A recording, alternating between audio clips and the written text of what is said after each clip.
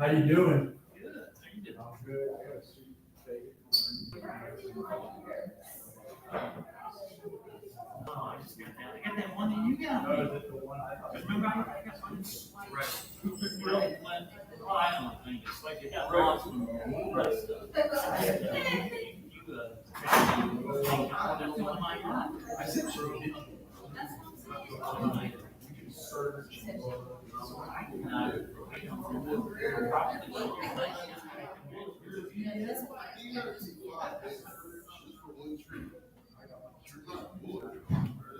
says, "You got to get snatched out." You're ridiculous.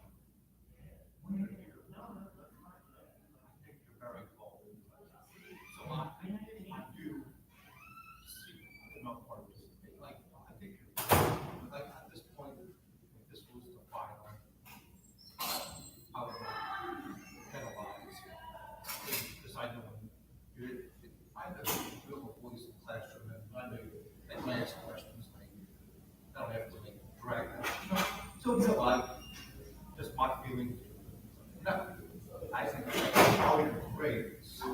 Okay, so everything's going good there. Yeah, so I will keep that up. You're welcome.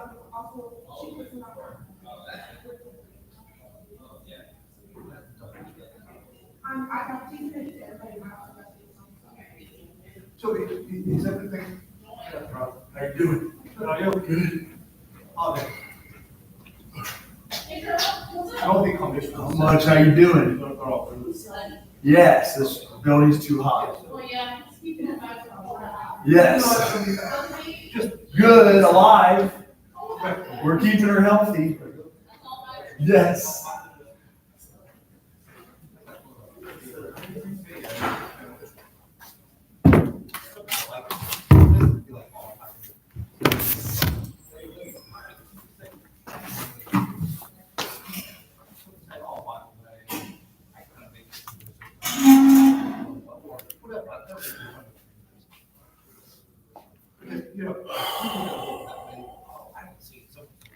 We can have it. You're welcome. You're welcome.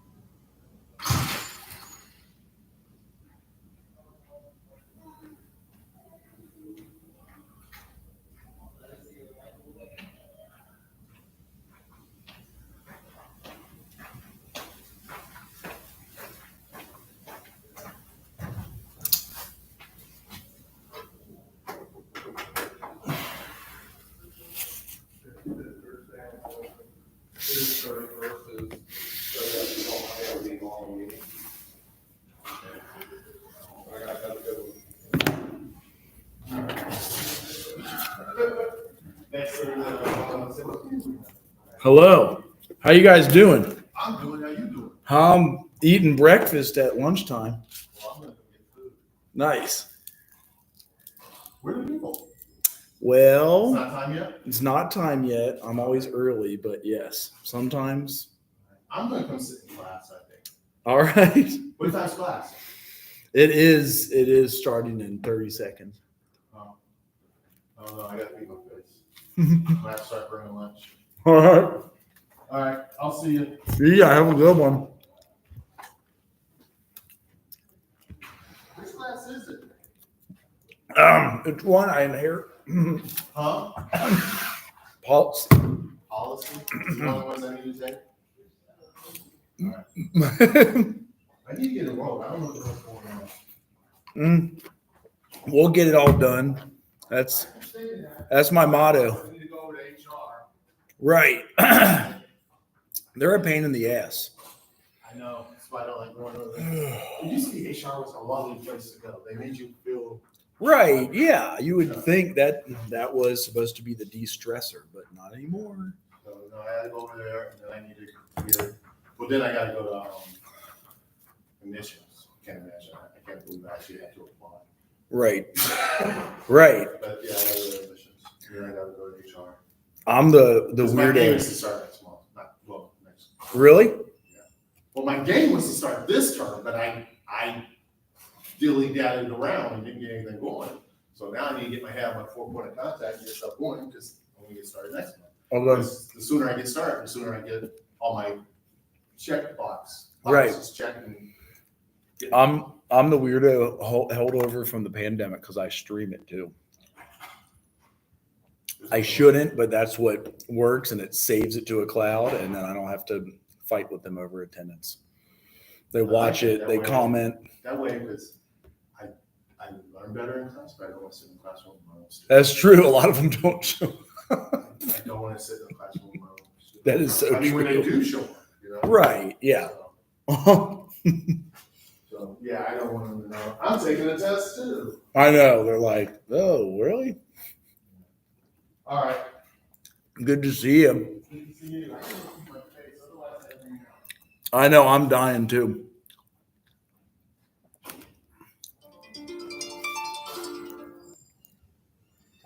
Are you doing the online class, lad? What's that? You want to do the online class? I might pass today. I'll probably play hooky. It's nice. Did you just leave? Were you, I think you were somewhere you had to say, I got to call you right back. Ah, I knew it. Hell yeah. Well, hell yeah, you were.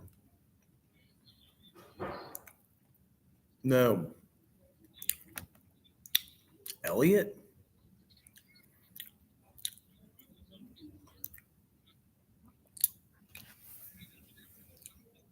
Nice. Best parts of town. I'm about to start doing a PowerPoint. You can join if you want. No. All right. All right. Uh-oh. Well, get him next time. No. Call Jay right back and Elliot right back. Say, Jay. See it.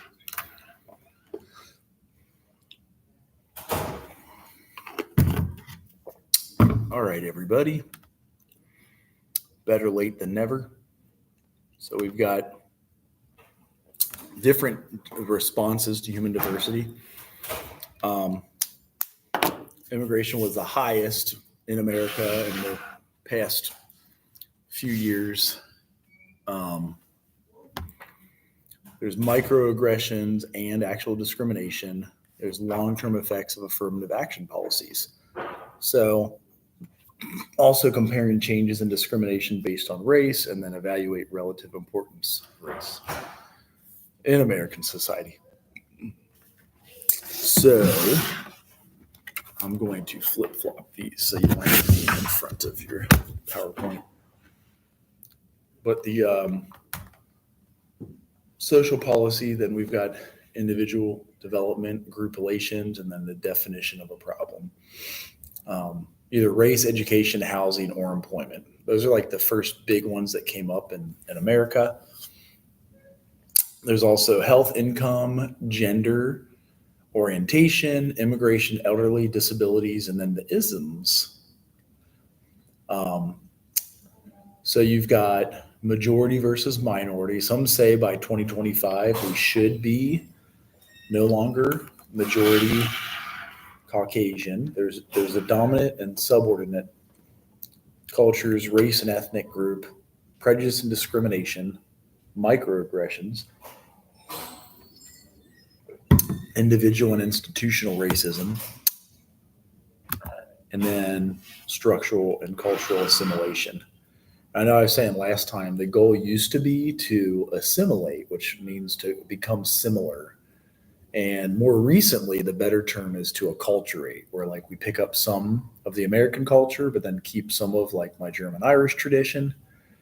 And that has taken off. There's also the dynamics of intergroup relations, social and behavioral science,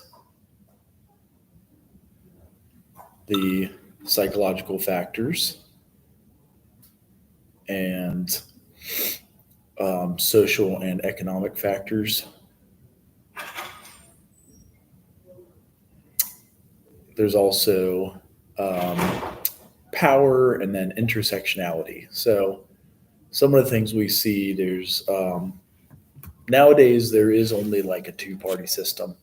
And you see conservatives and liberals. So mostly conservatives are Republicans, liberals are Democrats. But they say warn against relying on governmental regulation to deal with discriminatory policies. And there are individual effects to that. The liberal perspective is that problems are more structural, so they modify the individual deficit and then have government intervention. Stimulus checks are kind of a good example of that, although both conservative and liberals did give those out. It's taken off recently, and that's where we've seen a lot of inflation.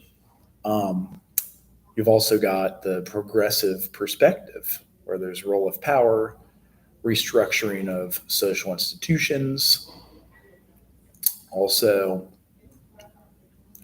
history of the intergroup relations in the United States.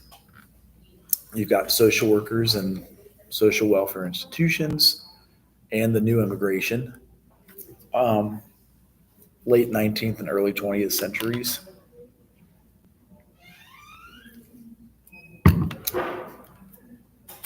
So in the past, they say social workers and social welfare institutions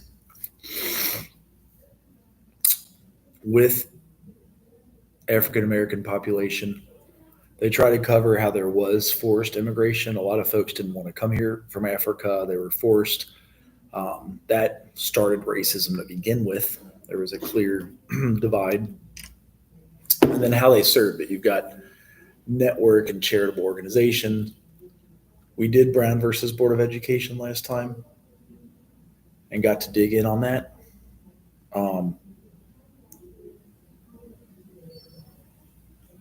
The majority of clients and workers are women in social work, which is interesting. There's social support versus social control critique, patriarchy. There's historical leadership of women in social work. And then in the recent 2010s, we've had the sexual harassment and the Me Too movement. So some of this we see race in this country is no longer just an issue of color. It's also about one of ethnicity. So immigrants have lower levels of English, which is often needed to get a job, and then ability to write and earning power. Also, older ethnic identities no longer apply.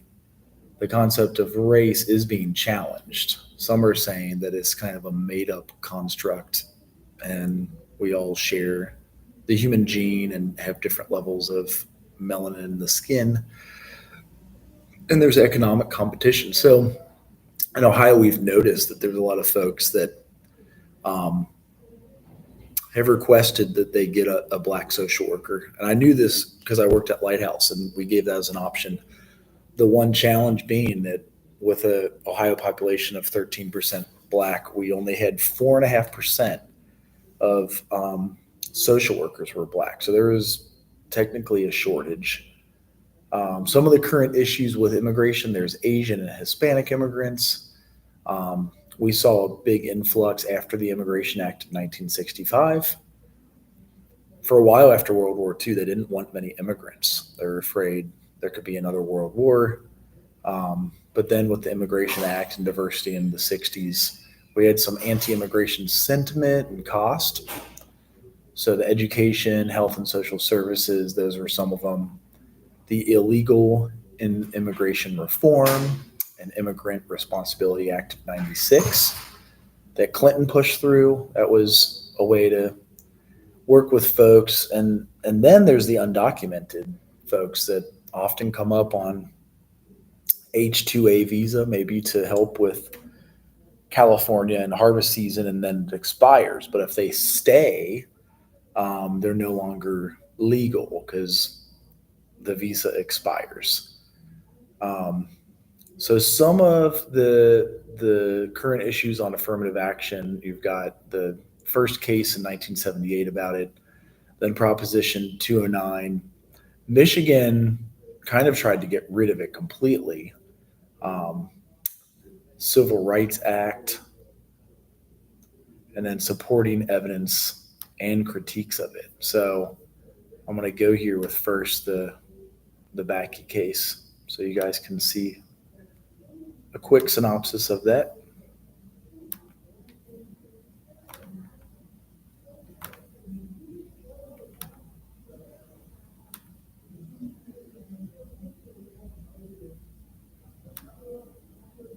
Alan Bakke never wanted to be famous. He just wanted to be a doctor. Little did he know that his 2 failed attempts to gain admission to medical school would lead to a landmark decision by the United States Supreme Court. By the time it was over, his case would forever cement his story into the national dialogue about affirmative action. At the time of Bakke's application, the University of California, Davis Medical School had 2 separate admissions programs. A general program that handled most applicants, and a special program for minority and economically disadvantaged students. White students could theoretically request consideration under the special program if they were economically disadvantaged, but no white student had ever been admitted through the special program. In each year's incoming class of 100 students, 84 seats were open for applicants in the general admissions pool, while the remaining 16 were reserved for minority students through the special admissions program. Although Bakke's qualifications were impressive, his scores fell shy of securing one of the 84 seats available through the general admissions process. And as a white male of average economic means, Bakke wasn't eligible for the special admissions program. He was denied admission 2 years in a row. In both years, candidates were accepted through the special admissions program with test scores substantially lower than Bakke's. Bakke filed suit in California trial court, arguing the special admissions process violated the Equal Protection Clause of the 14th Amendment. Bakke also cited Title VI of the Civil Rights Act of 1964, which prohibits racial discrimination by recipients of federal funding. The trial court agreed with Bakke, and the Supreme Court of California affirmed. The United States Supreme Court granted cert to determine whether public institutions of higher education may use race in making admissions decisions consistent with the Equal Protection Clause. The court held that although universities can use race to evaluate candidates under some circumstances, they can't establish a racial quota system. Justice Powell announced the judgment of a deeply fractured court. There was no majority opinion, but 4 justices agreed with Powell that the university's special admissions program had discriminated against Bakke.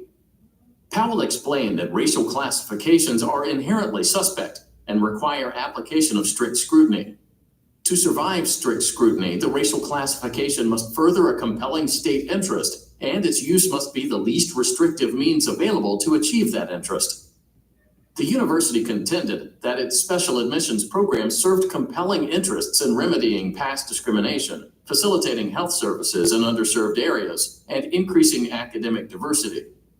First, Powell determined that remedying past discrimination by society at large wasn't a compelling interest because the university itself hadn't engaged in any discrimination. Next, Powell acknowledged that promoting health services in underprivileged areas might be a compelling interest, but the university failed to establish that the special admissions program was actually geared toward accomplishing that purpose. Finally, Powell agreed that increasing academic diversity presented a compelling interest. However, he determined that the special admissions program wasn't the least restrictive means to further that interest. Powell reasoned that there's more to diversity than skin color, and rejected the university's use of a racial quota system as, quote, discrimination for its own sake, unquote. The court thus held the university's admissions program to be unconstitutional and affirmed the California Supreme Court's judgment. Justice Brennan, concurring in part and dissenting in part, would have upheld the special admissions program. In his view, programs that use racial classifications to remedy past discrimination serve a compelling state interest and are thus constitutional.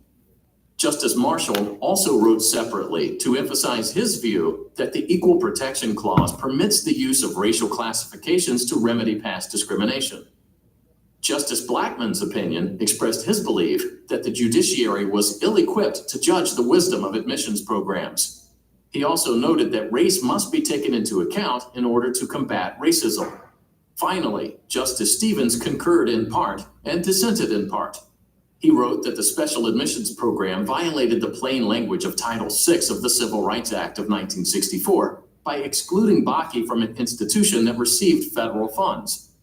Because this statutory violation was sufficient to affirm the judgment below, Stevens wouldn't have reached the constitutional question. Bakke was a monumental case on affirmative action that invalidated the use of racial quota systems. Due to the fractured nature of the court's ruling, many relevant questions remained unsettled for decades until they were answered in another landmark decision nearly a quarter century later in Grutter versus Bollinger. To have 15 credit hours for this semester. Ooh. Is that possible? Like I need That's a chair decision. a chair. Dr. Perdomo. How do I get in contact with them? Can I need to see them in In person? room 211. That's funny. What do you need it for? I can't say. So there is the Bakke case. It is one of the helpful critiques with the progression through the courts. So some of the current issues, separatism or integration, you've got the separate but equal. Then there's Native Americans, TANF, and child welfare programs. HBCUs, which obviously we are one of, LGBTQ, and then the Americans with Disabilities Act. And that's a big one. I'll get into that into a second, but I want to go into this one first. Excuse me. It sounded like somebody was teaching in that class. He But is, to 11, yeah. I ain't open the door, but I definitely heard somebody teaching in that class. so he shouldn't be in there teaching right now. Let's go with ADA of 1990. ADA 1990. And then I can go. Like, does it get you better loans? Does it get you anything good? Or it's just like, What's the question? why the 15 will help you is it's usually 12. Or you'll graduate on time. That's a big one. This week marks the 30th anniversary of the Americans with Disabilities Act, a groundbreaking law that prohibits discrimination based on disability. The legislation has been invaluable for what it changed, but significant obstacles still exist for those who have physical or mental impairments of any kind. When President George H.W. Bush signed the law in 1990, it guaranteed new protections for work, education, access, and transportation, among other rights. Many of the physical accommodations that are now commonplace only came to pass after the ADA became law. In fact, as seen in the Netflix documentary Crip Camp, it took longer to guarantee these basic civil rights than it did for other groups, including Black Americans, Latinos, and Asians. And a generation of advocates took to the streets to demonstrate and protest through the 1970s and 80s. But even after all this time, the challenges for people with disabilities remain enormous. Just 32% of working age Americans with disabilities have a job. People with disabilities also live in poverty at more than twice the rate of people without disabilities. We're going to explore these questions more in a moment. But first, the NewsHour spoke with a number of Americans and asked them to reflect on what it means to live with a disability today. My name is Brittany Wilson. I'm from Brooklyn, New York. I'm a disabled civil rights attorney. I have cerebral palsy. Hi, my name is Bill Krebs. I live in Philadelphia, Pennsylvania. I'm a person with a disability myself. You may not know it. It's a hidden disability. My name is Elizabeth Bostic. I am first and foremost the proud parent and humble servant of King James. He has a rare disease called kernicterus, which is caused by severe jaundice at birth. I'm Jen Deerenwater. I'm a citizen of the Cherokee Nation of Oklahoma. I'm also bisexual two-spirit, and I am multiply disabled with chronic illnesses. My name is Alice Waugh.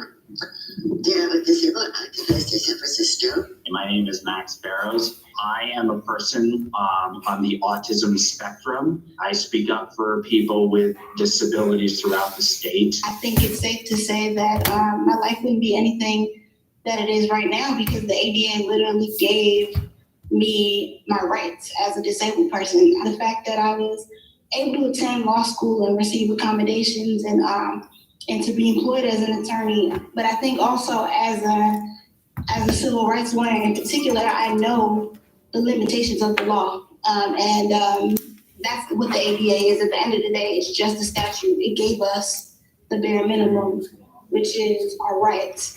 And rights are not anything if they're not enforceable. Well, before that, the ADA, kids like myself were segregated in school. We didn't have no education. We were never heard, never seen, never did anything. Employment was the hardest thing for people with disabilities. We were placed in shelter workshop programs where we just sat there and did nothing. We did some minimum wage jobs. We made a whole dollar. Wow. I was there for 10 years of my life. I thought as a person with a disability, I would go nowhere. So I started being a self-advocate. When I think about ADA, the key word for me is access. And that coupled with a number of other disability laws really gave everyone the ability to have access to whatever tools were necessary, any reasonable accommodation necessary to be able to live as independently as possible. And so as his mother, of course, one of my primary concerns is, can he effectively communicate his wants, his needs, his desires, to live the life that he wants to live and to be in charge of it. And so a lot of technology has been built as a result of that because there was a demand for it. One of the caveats of the ADA was to try to stop the institutionalization of disabled people. Well, that's not really ended. Yes, we do have more options, but disabled people are being institutionalized all the time. I can't tell you the number of times I've had medical providers or, healthcare workers try to put me in a nursing home. I don't need to be in a nursing home. Just make sure I have a disability accessible apartment and a home health aide, and I can mostly get by on my own. I do think, especially the pandemic, Vital Care, and to be protected from discrimination is really important. I am legit worried about coming down with COVID-19 and not being a priority or considered a life worth saving. And these attitudes will not be fixed by a law. These are longer, more difficult cultural changes that need to happen. And that takes time.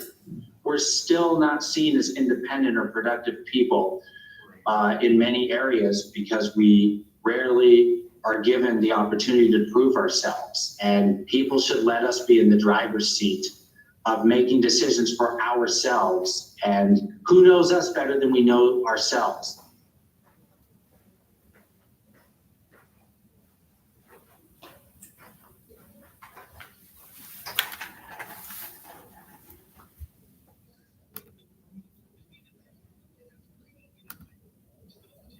What I might do is just take you back a little bit in time and some of the beginnings of the ADA and how it kind of came to be. It didn't just happen overnight. In 1964, we passed the Civil Rights Act that banned discrimination on the basis of, let me see if I get it right, race, color, sex, religion, national origin, not disability. So the way I always kind of put it is, so the ADA was signed into law in July 26, 1990. That's the 25th anniversary. If you say were an African American, and on July the 25th, you saw an ad in the paper for a job for which you were qualified, you went down to answer that ad, and the prospective employer said, get out of here, I don't hire colored people. You could turn right around, go down to the courthouse door, and the courthouse door was open. If on July 25th, you were a person with a disability, you saw an ad for a job for which you were qualified, you rolled your wheelchair down there, and prospective employer said, get out of here, I don't hire cripples. And you rolled that wheelchair out of there and went down to the courthouse door. Courthouse door was locked. Locked. You had no recourse. Blatant, open discrimination against any person with a disability was not actionable. And not only just in jobs, in eating. If you were a deaf person, went into a restaurant and said, can't hear, I need an interpreter, they get out of here, they throw you out of there. You had no recourse whatsoever. God forbid if you were a person with cerebral palsy, tried to go in a restaurant to eat or something like that, they'd have had you out in a moment's notice. This happened every single day all over our country.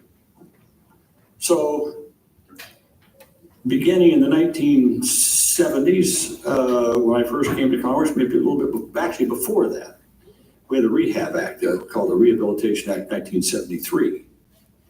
You all heard of Section 504 and 503 of the Rehab Act.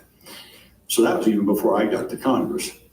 But there began a kind of a nascent beginning movement to address these problems in a more comprehensive manner. In other words, to put under that broad cloak of civil rights people with disabilities. My first involvement in disability issues came about, as Nick said, because of my brother Frank, who was deaf. And at a young age, he was taken away from his home and his family, taken out to a school where he had to stay for the deaf. And in those days, they called it the School for the Deaf and Dumb. I remember a couple of things my brother said to me in his lifetime. One, he said, I may be deaf, but I'm not dumb. And when he was in school, when he finally got into high school, they said, well, which one of these do you want to be when you get out? You can be a painter, a shoe cobbler, or a printer's assistant. My brother said, I don't want to do any of that stuff. So I said, okay, you're going to be a baker. He had no choice. So he became a baker. Not really what he wanted to do. He's in this small bake shop in West Des Moines, Iowa. A man comes in the morning, comes in periodically, sees him, and somehow strikes up some kind of a conversation with my brother. And he asked him how he liked his job. My brother said, I hate it. That's fine. Anyway. Yeah, that's fine. And so the guy said, well, what do you want to do? He said, I like to work on machines. I like to work with my hands. Wrote it out for him. And so this guy had a small manufacturing plant. His name was Delavan, Mr. Delavan. He employed between 200 and 300 people, and they made jet engine nozzles for jet engines. So he told Frank, "Why don't you come work for me?" So Frank left his job at the bakery, went to work for him. They trained him to run this machine that drilled these little holes in jet engine nozzles and stuff. So several months I learned this later, several months later, Mr. Delavan went to Frank's foreman, his boss, and asked him how Harkin was doing. And the foreman said, oh, this guy's great, it's amazing. Never makes a mistake, puts out more parts per hour, never late for work, stays a little bit over time to finish a job. It's amazing. Well, Delavan was pretty interested in this. So I began to try to figure, why was he so much more productive than other workers? Finally, it dawned on him. This was a very noisy place. A lot of clanging and banging and people yelling and machines and stuff like that. My brother didn't bother him one bit. He just sat right there and just continued to do his job. This is a true story. Old man Delavan thought, this is interesting. He went out and hired more deaf people. Now, the first may have been out of the goodness of his heart. From then on, it helps his bottom line. Most productive workers. So that's some of the Americans with Disabilities Act. We also have, how social work relates to diversity. We do different things that are a way to recognize our own bias and assumptions about others. And implicit bias is what they usually call it, or translate awareness of the needs and strengths of people of diverse groups into practice. So with implicit bias, there's several ways. There's free tests online. You could do this. It includes subconscious feelings, attitudes, prejudices, and stereotypes of an individual that's developed from prior influences and imprints through their lives. Individuals are unaware that subconscious perceptions, instead of facts and observations, affect their decision making. We all have these, so it could be worth it to take the test online. And then here's a helpful video with implicit bias that I wanted to show right here. These mushrooms make you feel better. They increase focus and energy while keeping you calm and stress-free.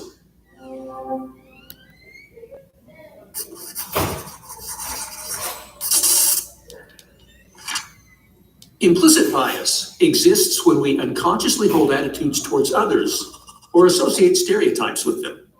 For example, we often harbor negative stereotypes about others without consciously realizing that we do so. Implicit bias, which is also called unconscious bias or implicit social cognition, is a prejudice that is deep-seated within the brain, below the conscious level. Studies have demonstrated implicit bias against racial groups, genders, LGBTQ, and other marginalized groups. We may even be prejudiced against our own group, although we tend to favor our in-group with positive stereotypes and disfavor out-groups with negative stereotypes. The immediate feeling you get or the immediate thoughts you have about a person, an assumption you feel, just anything you feel really stems somewhere from an experience you've had or your upbringing. It depends on the region you're from, the country you're from, the background you grew up in. That shapes the person's unconscious bias. I think sometimes you don't even realize it, but your own actions, maybe the way you treat others as opposed to treating others that look like you or that act like you or that are your friends. Implicit bias often runs counter to people's conscious, expressed beliefs. Few physicians espouse racially discriminatory views, and yet doctors tend to recommend less pain medication for Black patients than for white patients with the identical injury. In other words, people can be explicitly unbiased, yet implicitly biased, according to psychologist Daniel Kelly and colleagues. One of my closest friends since high school, we've worked on a lot of projects together, we've done a lot of classes together. Sometimes we'd be working together in a group project, for example, and she would say stuff like, oh, you're good at math, you're good at science, here, you can take this part of the project or something. I don't hold it against her or anything, and she doesn't mean any harm by it, but obviously there's that implicit sort of bias or stereotype that Asians are better at math and science. Implicit bias has been found in a large array of studies using various tests. But much of the evidence for the phenomenon comes from Harvard University's Project Implicit website, home of the Implicit Association Test, or the IAT.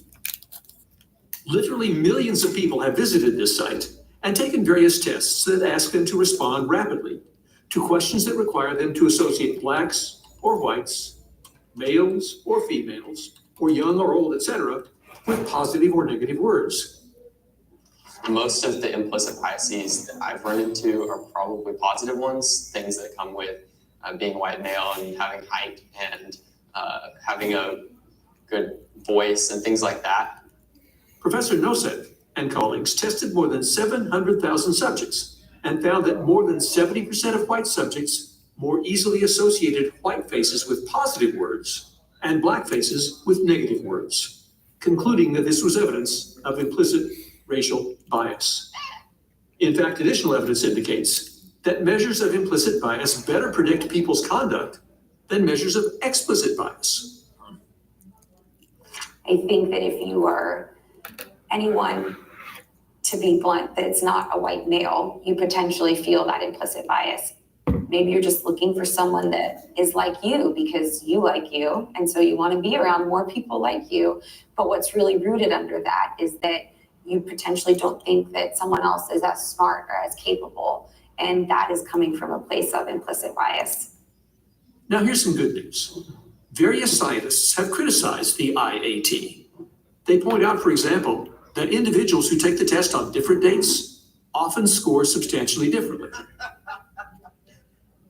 Even IAT supporters admit that implicit bias, at least as demonstrated by the test, is widespread but relatively minor and has only a small impact upon people's real-world actions. In other words, the results of the test are not strong enough to predict particular behaviors by individual people. However, let's not get too comfortable. Even if the IAT cannot predict the future conduct of any one individual on a given occasion, it still indicates how groups of people will act on average, and that is worrisome.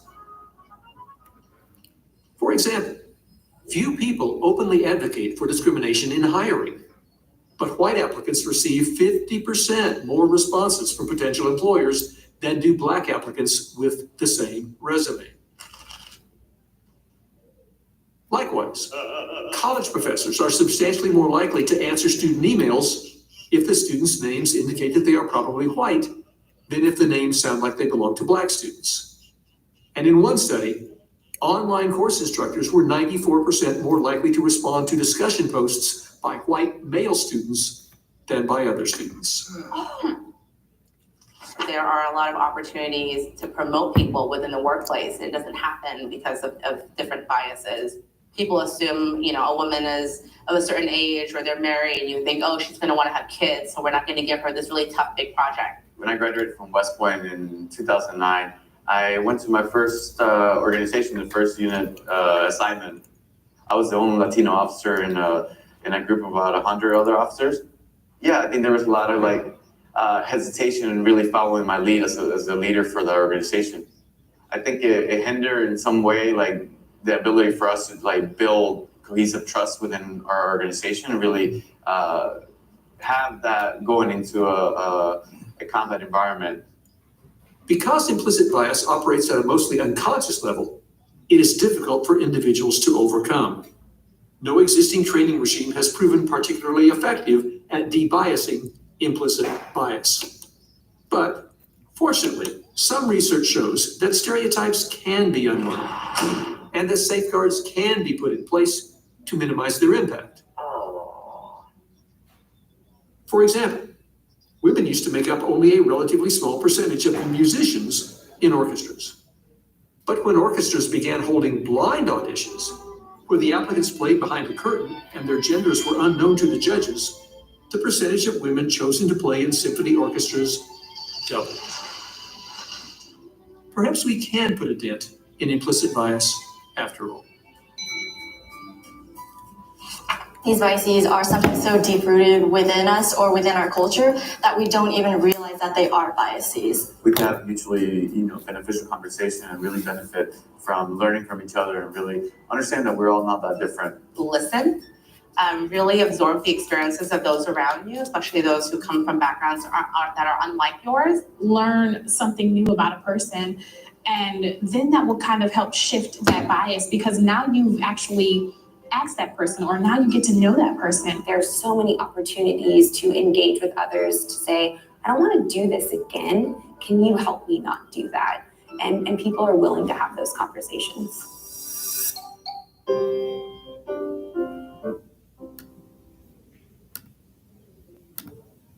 All right, everybody. So we'll talk about it next class, but how do we translate our awareness of the needs and strengths of people in diverse groups into practice? We're doing some research on it. If you guys do watch this to the end, I want you to ask me about our research REBH project. It's the Racial Equity and Behavioral Health. Also, we're presenting that research next Wednesday. So I'm going to have 2 online classes next week. So just let me know if you have any questions about homework, and I'll see you soon. Bye.